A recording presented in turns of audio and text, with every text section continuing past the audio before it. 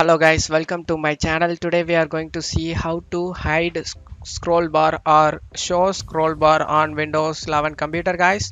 How to enable or disable it. I show you guys. Go to search menu and type settings. Open it. On left side select accessibility. On right side select visual effects. Select always show scroll bars. If you want to turn on, that will be always be shown scroll bar in right side of corner, anything like this. And if you are turned off like this, that will be invisible guys, visible like small. And that's it guys. You turned on, that will be visible more better. And that's it for today's video guys. I hope this tutorial definitely helpful guys. Give me a like and subscribe. Thank you.